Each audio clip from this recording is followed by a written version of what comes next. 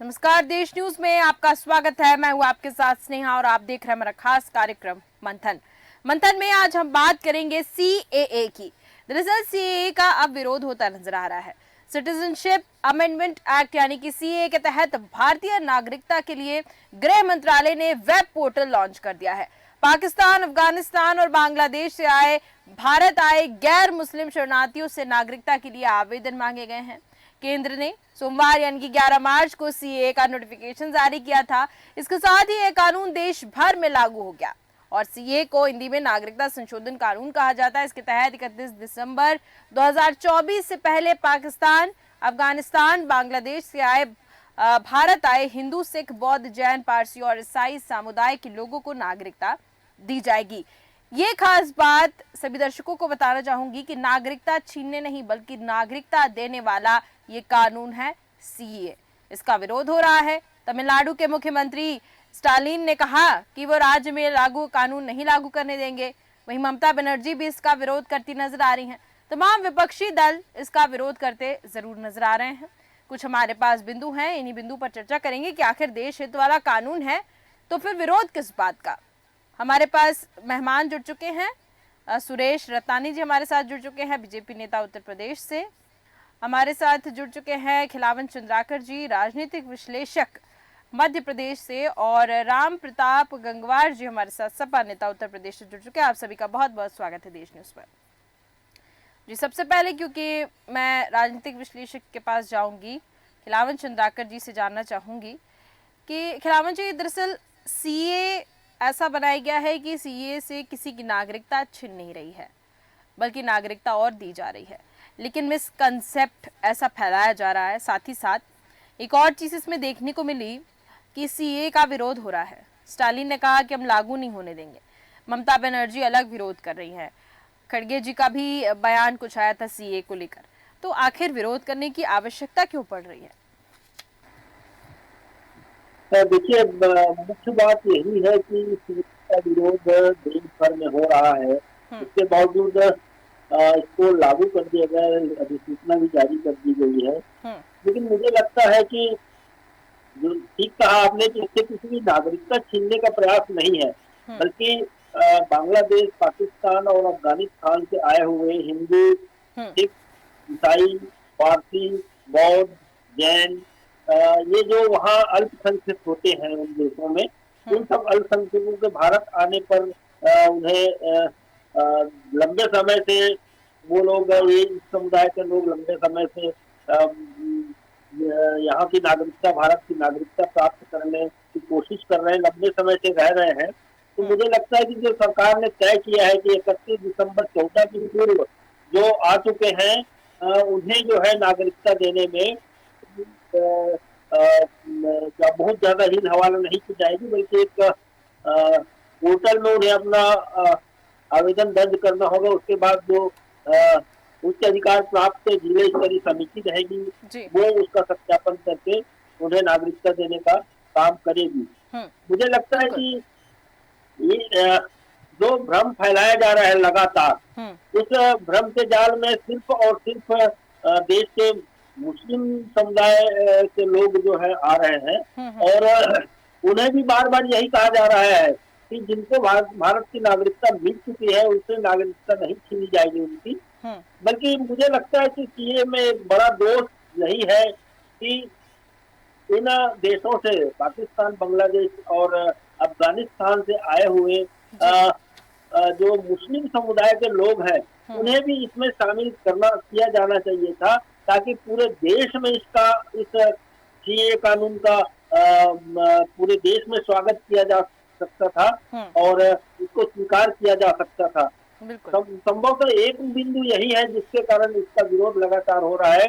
जैसे पश्चिम बंगाल में ममता बनर्जी ने कह दिया है, और केरला सरकार ने मना कर दिया है कि हम लागू नहीं करेंगे। तमिलनाडु की सरकार ने कह दिया कि हम लागू नहीं करेंगे। मुझे लगता है कि आने वाले दिनों में जिस तरह से कांग्रेस की भी लगातार बयान आ रहे हैं, तो कांग्रेस शासित 3 राज्य है, वहां भी इस कानून का विरोध होगा, ऐसा लगता है। आपको याद होगा कि कुछ जब इसको लागू करने की बात आ रही थी पिछले 2019 के बाद से, जी। तब से जब यह लोकसभा में और राज्यसभा में पास हुआ था कानून, बना था ये, तब से इसके खिलाफ जो है लगातार बातें की जाने लगी है। हम्म। लगातार इनके विरोध में ठीक है। स्वर उठने लगे थे, और जी। कुछ राज्यों ने तो अपने विधानसभा में भी पास करके, प्रस्ताव पास करके इसका विरोध शुरू किया बिल्कुल। था। मुझे लगता है कि अब इनके इनके सीए के जो धनात्मक बिंदु है, उन पर ज्यादा ध्यान देना चाहिए। हम्म। धनात्मक बिंदुओं पर ध्यान देंगे हम, तो मुझे लगता है देश में कोई भी ऐसा कानून, सख्त कानून लागू नहीं हो पाएगा। जी। जी। ठीक है, चलिए राम प्रताप जी के पास मैं आऊंगी, सपा नेता हमारे साथ जुड़े हुए हैं। राम प्रताप जी, विरोध हो रहा है, विपक्ष सीए को लेकर कह रहा है कि ये गलत है, क्या आपकी नजर में क्या है सीए? है भारतीय जनता पार्टी जो चुनाव का दौर चल रहा है, और भारतीय जनता पार्टी ने कोई भी कानून, चाहे वो किसानों कानून पहले लाया हो, काला कानून आया था, उसमें भी बहुत बड़ा यानी झूठ था, लोगों को गुमराह करने वाली बात थी। और जो आज जो इन्हें सीए का कानून ये ला रहे हैं, ये सिर्फ वोट लेने के लिए ला रहे हैं, क्योंकि हमारा देश, जो हमारा देश है, जब हमारा देश अंग्रेजों की हुकूमत में था, तो देश में रहने वाले लोगों ने, चाहे वो हिंदू हुए, चाहे मुसलमान हुए, चाहे वो सिख हुए, सभी धर्मों ने उनसे लड़ने का काम किया, हमें देश को बचाने का काम किया। भारतीय जनता पार्टी देश को बांटने का काम कर रही है, भाईचारा खत्म करने का काम कर रही है। क्यों? जहां पे गैर सीए मुस्लिम से 2014 से, जी जी जी जी, सीए से 2014 से पहले जो गैर मुस्लिम लोग हैं, उनके यानी नागरिकता देने की बात ये लोग कर रहे हैं। लेकिन हमारे देश की लड़ाई लड़ने वाले, जो हमारा देश है, गुलदस्ता है, उस देश में सभी लोगों को बराबर का अधिकार है, चाहे वो बांग्लादेश से आए हो, चाहे वो अफगानिस्तान से आए, जो भी लोग हमारे देश में निवास करते हैं, सबके साथ एक जैसा व्यवहार होना चाहिए, सबके साथ एक जैसा कानून होना चाहिए, और सबके लिए नागरिकता भी एक जैसी देनी चाहिए। लेकिन भारतीय जनता पार्टी ने हमेशा झूठ बोलने का काम किया, हमेशा लोग गुमराह करने का काम किया। और जो आज, जहां तक मैं कहना चाहता हूं, और मेरी बात है, और जो देश का सच्चा हितैषी होगा, वो हमेशा इस कानून का विरोध करेगा, क्योंकि लोगों को, जहां देश में रहने वाले लोग हैं, उनके जो कुछ तबका ऐसा है, उनके साथ सौतेला व्यवहार हो रहा है। हमारा देश की लड़ाई सभी लोगों ने लड़ी थी, तो आज एक आबादी के लिए छोड़ा क्यों जा रहा है? यानी सिर्फ ये वोट बैंक का है, क्योंकि आचार संहिता लगने वाली है, आचार संहिता लगने वाली है। ऐसे में लोग जानते हैं कि ऐसा हम पर छोड़ देंगे, सीए वाला, इसका विरोध होता रहे तो बाद होता रहेगा। ये सही मायने में देश को कमजोर करने वाली नीति है। इस कानून से देश कमजोर होगा, और हमारा जो भाईचारा है वो 100% यानी भाईचारे के ऊपर खतरा मंडरा रहा है। भारतीय जनता पार्टी ने बहुत से ऐसे, इससे पहले जो मैं किसानों की बात कर चुका हूँ, जहाँ पे इनने बहुत सारी ऐसी बातें किसानों के साथ किए थे, बोले कि हम किसानों की आय दोगुनी करेंगे। आज किसानों की दुगनी आय कैसे हो रही है? चलिए ठीक है, सीए पे हम बात कर रहे हैं, सीए पे ही हम बात करते रहेंगे आज। ठीक है, किसानों के ऊपर बात हम किसी और दिन करेंगे। चलिए, मैं सुरेश रत्नानी जी के पास आऊंगी। देखिए सुरेश रत्नानी जी, राम प्रताप जी ने कहा कि जो देश हित के बारे में सोचेगा वो कभी भी इस कानून का सपोर्ट नहीं करेगा। मतलब भारतीय जनता पार्टी तो देश हित में कुछ काम नहीं कर रही है फिर?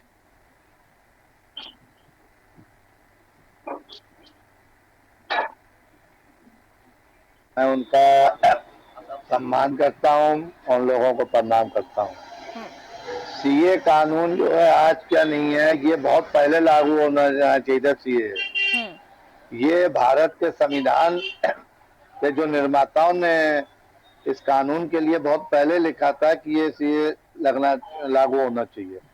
आज अफगानिस्तान हो, चाहे पाकिस्तान हो, चाहे बांग्लादेश हो, एक हिंदुस्तान, अखंड हिंदुस्तान था हमारा। हिंदुस्तान कंधार और वहां तक का था, पाकिस्तान, बांग्लादेश, अब कंधार, काबुल तक हमारा हिंदुस्तान था। और वहां जब बंटवारा हुआ तो हिंदुस्तान में हिंदू जो है कुछ रह गए, उनके साथ वहां तमाम जातियां हुई। जो अफगानिस्तान से, काबुल से हमारे यहाँ पे पंजाबी भाई आए, जो मुल्तान से मुल्तानी, हमारे पंजाबी जो मुल्तानी है, पंजाबी हैं, वो हमारे वहां से आए। और बांग्लादेश का बंटवारा, तो बांग्लादेश से जो हमारे हिंदू भाई आए तो उसमें तमाम, चाहे वो मतलब जो है, यही नहीं कि केवल वहां से केवल बौद्ध, जैन, पारसी और ईसाई आए, हमारे समाज के, सिंधी समाज के पाकिस्तान से आए, पंजाबी समाज के थे, सिख समाज के थे। भाई बंटवारे में आधा पंजाब इधर आया, वो आधा उधर गया। हम सिंधी समाज के साथ तो अघो बहुत ही अन्याय हुआ, जो पूरा का पूरा सिंध गया। तो आज अगर सीए कानून लागू हुआ तो ये बहुत पहले होना चाहिए। इससे किसी का भी कोई नुकसान नहीं है। एक उन लोगों को अधिकार मिलेगा भारत में रहने का, और इसमें किसी भी मुस्लिम भाई को किसी प्रकार की कोई वो परेशानी, दिक्कत नहीं, बल्कि उनको तो इस कानून का सम्मान करना चाहिए। आज पूरे वर्ल्ड में अगर कहीं भी मुस्लिम भाई अगर खुश है हमारे, तो बहुत ही यहाँ पे हिंदुस्तान में सुखी है, बहुत खुश है, उनका यहाँ सम्मान बहुत है। बाकी आप पाकिस्तान मुस्लिम कंट्री है, ईरान मुस्लिम कंट्री है, इराक मुस्लिम कंट्री है, बांग्लादेश देखिए आज वहाँ के मुसलमान भाइयों के क्या हाल है। तो इनको तो सम्मान करना चाहिए माननीय मोदी जी का, कि उन्होंने देश में से ये कानून लागू किए। चुनाव आचार संहिता की वजह से या चुनाव की वजह से नहीं किया, ये तो बहुत 2019 में ही लागू मतलब पास हो गया था। तो इन लोगों को तो बल्कि इनका सम्मान करना चाहिए। जो है मोदी जी जो भी बड़े डिसीजन लेते हैं, नहीं मोदी जी जो भी डिसीजन लेते हैं बड़े स्टेप। सुरेश रत्नानी जी, नहीं ऐसा नहीं है। समाजवादी पार्टी हो चाहे कांग्रेस हो, विपक्ष के भारतीय जनता पार्टी को जब भी डर लगता है तो बांटने का काम करती है, बांटने का काम करती है। पिछले 5 बरस में जब से क्यों लटका रखा? चुनाव में केवल भारतीय जनता पार्टी का काम लोगों के बीच में मन में भेद करना है, लोगों के बीच में मतभेद करना है, लोगों के मन में डर पैदा करना है, डर पैदा करना है। राजनीतिक योजना देखनी है भारतीय जनता पार्टी को, देखनी है केवल कि भारत में संविधान विधाता थे, संविधान लिखने के लिए उन्होंने लिखा,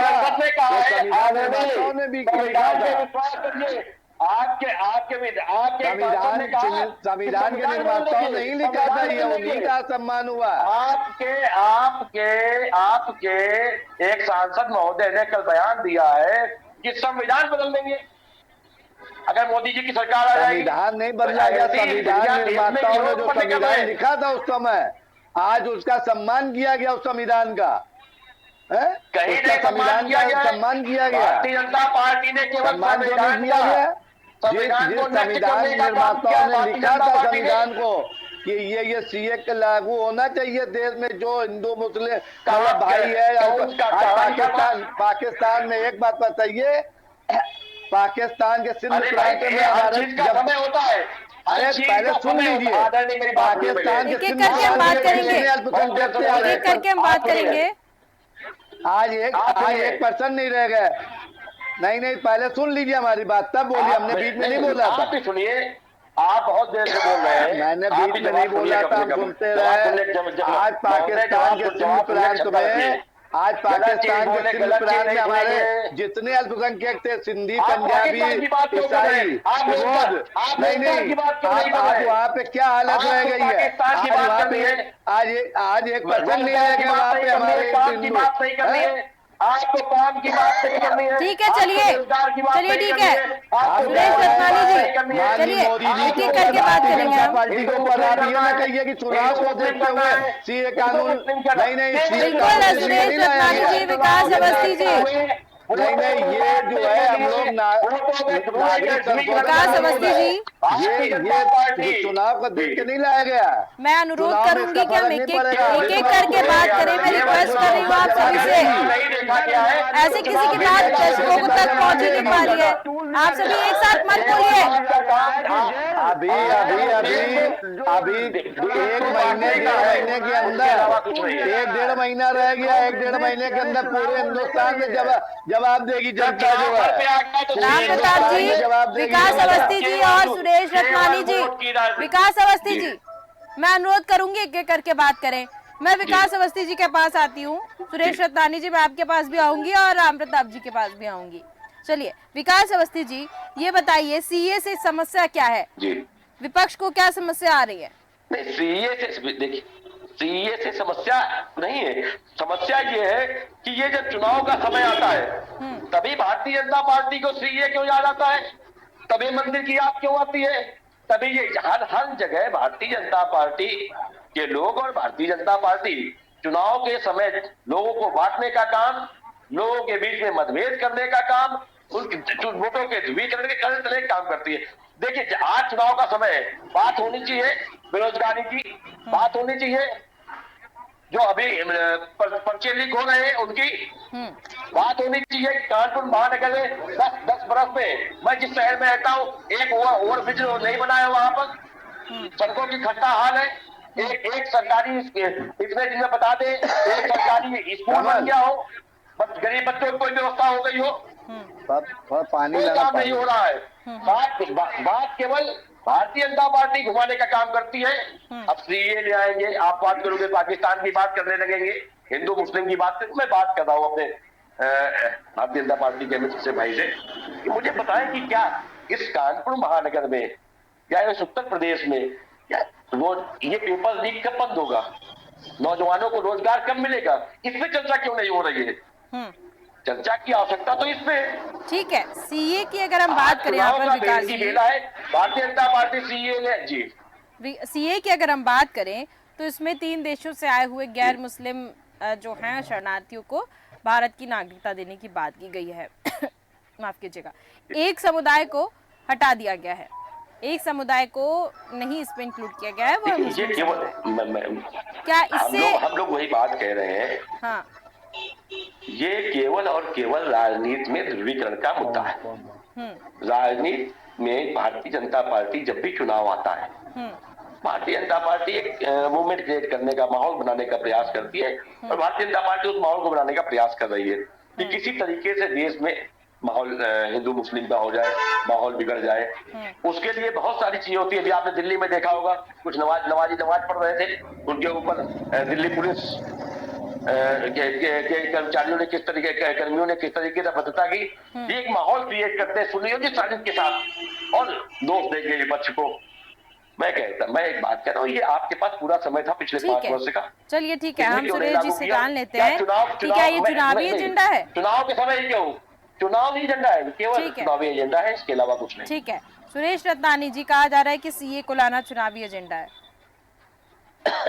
ये कोई चुनावी एजेंडा नहीं है। जो विपक्ष है कुछ भी भारतीय जनता पार्टी करे, इनको चुनावी एजेंडा ही नजर आएगा। राम मंदिर बनवाया, कोई बीच में राम मंदिर बनवाया तो इनको चुनावी मुद्दा दिखने लगा। अगर चुनावी मुद्दा है तो इतने साल इनकी कांग्रेस सरकारें रही केंद्र में, तब इन्होंने क्यों नहीं उसका मतलब उसको किया, सीए कानून क्यों लागू करते, राम मंदिर बनवाते? तब ये केवल एक सामाजिक तुष्टीकरण करने की वजह से न राम मंदिर बनवा पाए न सीए लागू कर पाए। आज अगर भारतीय जनता पार्टी देश हित में और जनहित में कर रही है तो उनको जो है चुनावी मुद्दा नजर आता है। आप कह रहे पुल नहीं बने, जितना विकास नहीं, रोजगार आज अवस्थी जी आप शांत रहिए, मैं आपको बता रहे हैं, सुनिए। जितना विकास 6 सालों में हुआ, जो 10 सालों में केंद्र के उसमें हुआ, उतना आज तक के इतिहास में नहीं हुआ। सुन लीजिए, आजादी से आज तक नहीं हुआ। आज बॉर्डर पे जाइए, हमारे सैनिक पहुंचने में दिक्कत होती थी, आज बॉर्डरों पे आप तुरंत पहुंचेंगे। सेना हमारी कितनी मतलब जो है एक मतलब खुश है। आज हर क्षेत्र में लीजिए, रेलवे लाइन देख लिए, 4 रेलवे लाइन बनी, कहाँ से जम्मू से कटरा से लेके बंगाल, नहीं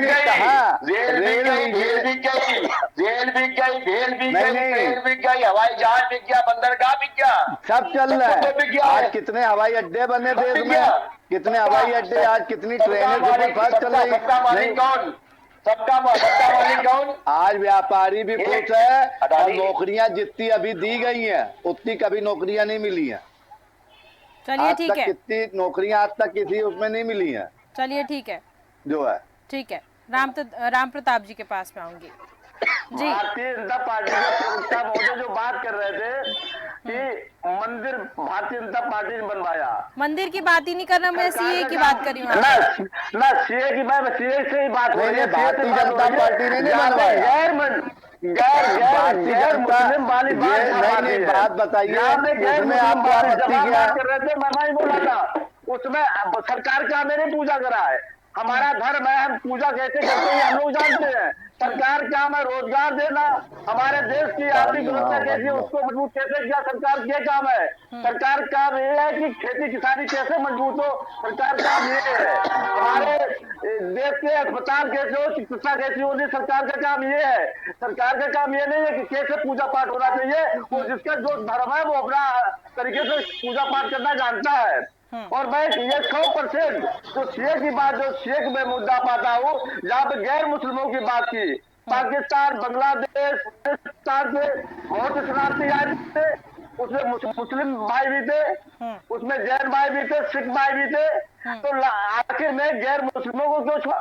जब हमारा देश आजाद हुआ, जब हमारा देश गुलाम था, मैं फिर दोबारा कहता हूँ, जब हमारा देश गुलाम था उस समय हमारे हमारे सभी भाइयों ने जो हमारे धर्म है, चाहे वो मुस्लिम भाई हुए, ठीक है, चलिए। का काम हुए, पानी दिए। ठीक है, चलिए, क्योंकि मेरे पास समय कम है तो मैं विकास अवस्थी जी बीच में कुछ बोल रहे थे, उनसे जान लेते हैं। भारतीय जनता पार्टी आज उत्तर प्रदेश के अंदर नहीं बल्कि पूरे देश के अंदर आवारा पशुओं की क्या मार चल रही है, ठीक है। कल्याण बर्बाद हो रहा है, किसान दिन और रात जाग रहा है, उसके बाद फसल बचाना मुश्किल है। और भारतीय जनता पार्टी को सिर्फ चुनावी मुद्दा चाहिए, तेरा चाहिए, और सीए एक रूपा छोड़ा है और उन्होंने कुछ नहीं किया।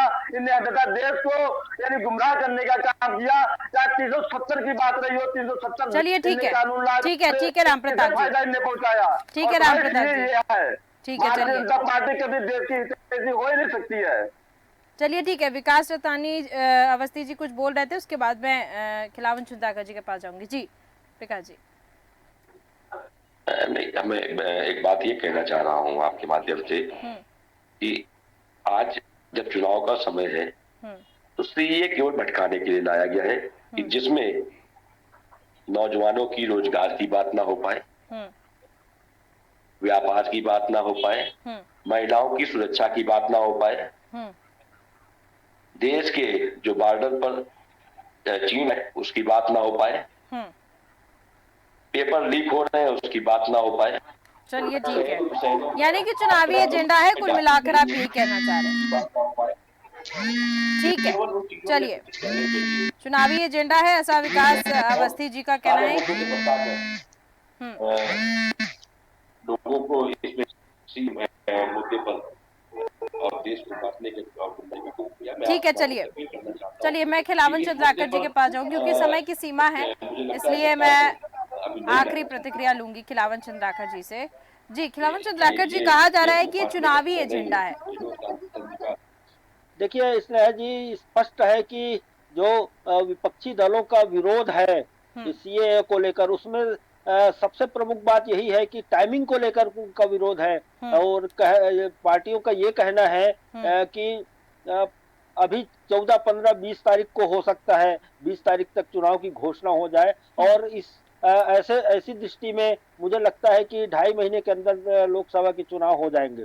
तो इसी बात को लेकर, टाइमिंग को लेकर विरोध है। दूसरा विरोध उनका ये है कि इस मुद्दे को सामने ला करके दिल्ली की सरकार, भाजपा की सरकार या एनडीए की सरकार जो है, देश के विभिन्न मुद्दे, जो मौलिक मुद्दे हैं जो बाएं खड़े हुए हैं, चाहे वो बेरोजगारी की समस्या हो, चाहे महिला सुरक्षा का मामला हो, चाहे बढ़ती हुई महंगाई का मामला हो, ऐसे मुद्दे से भटकाने का प्रयास किया जा रहा है, ये आरोप है।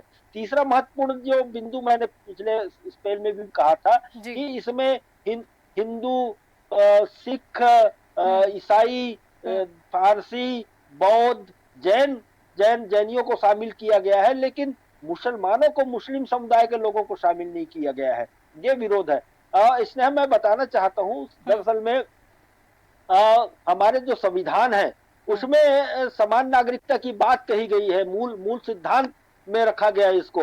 और जो हमारे यहाँ समान नागरिकता कानून है उसमें समय समय पर जो लागू हुआ है, उस लागू पहले से था, ये कोई अभी सीए लाने के बाद लागू नहीं हुआ, पहले से लागू था समान नागरिकता कानून। तो उसमें जो है समय समय पर 6 संशोधन किए गए हैं और 6 संशोधन करने के बावजूद हमें जो लक्ष्य प्राप्त नहीं हो पाया, हम कई लोग वंचित रह गए। लगभग आज के तिथि में लगभग 35 से 40 लाख लोग जो है हिंदुस्तान में अवैध रूप से रह रहे हैं, समझ लीजिए, नागरिकता प्राप्त करने के लिए लाइन पे लगे हुए हैं। उसमें सबसे ज्यादा बांग्लादेश से आए हुए, पश्चिम बंगाल में आए हुए लोग शामिल हैं, जो लगभग 30 लाख है। दक्षिण परगना, उत्तर परगना और आसपास के जिलों में जो नागरिकता प्राप्त करने के लिए लंबे समय से तड़प रहे हैं। आपने देखा होगा भोपाल के नजदीक बैरागढ़ है, बैरागढ़ में लगभग 500 ऐसे परिवार हैं, सिंधी परिवार, जो सिंध प्रांत से पाकिस्तान से आए हुए हैं और लंबे समय से नागरिकता प्राप्त करने की कोशिश कर रहे हैं। मुझे लगता है कि ऐसे लोगों को, जो जिनाइन लोग हैं, जो वास्तव में पात्र हैं, उनको जो है भारत की नागरिकता देने में सीएए सफल होगी, ये कानून सफल हो जाएगा, ऐसा अंदाजा, बशर्ते कि इसका विरोध ज्यादा प्रांतों में ना हो। ठीक है, क्योंकि विरोध लगातार होता जा रहा है सभी राज्यों में। अब आगे देखते हैं कि सीए को लेकर और क्या प्रतिक्रियाएं तमाम नेताओं के सामने आती हैं। फिलहाल अभी मैं चर्चा को यहीं पर विराम देना चाहूंगी। आप सभी मेहमानों का बहुत बहुत धन्यवाद मेरे साथ जुड़ने के लिए और चर्चा करने के लिए। तो हम बात कर रहे थे सीए की, और सीए का विरोध लगातार देखने को मिल रहा है। पश्चिम बंगाल की हम बात करें, तमिलनाडु की हम बात करें, हर राज्य में जो विपक्षी दल है वो विरोध करता हुआ नजर आ रहा है। अब आगे ये देखना होगा, क्योंकि सीए अब आ तो क्या है, अब इसको एक्सेप्ट कैसे करते हैं लोग। और साथ ही साथ जो पोर्टल लॉन्च हुआ है, आज ही लॉन्च किया गया है, उसमें रजिस्ट्रेशन के लिए भी लोगों से अपील की गई है कि रजिस्ट्रेशन करिए। अब आगे सीए को लेकर और क्या प्रतिक्रियाएं आती हैं, क्योंकि लोकसभा चुनाव करीब है, उसकी भी तैयारियां जोरों पर हैं। आगे देखते हैं कि सीए को लेकर क्या कुछ होता है। तो फिलहाल के हमारे इस खास कार्यक्रम में सिर्फ इतना ही। देखते रहिए देश न्यूज़। नमस्कार।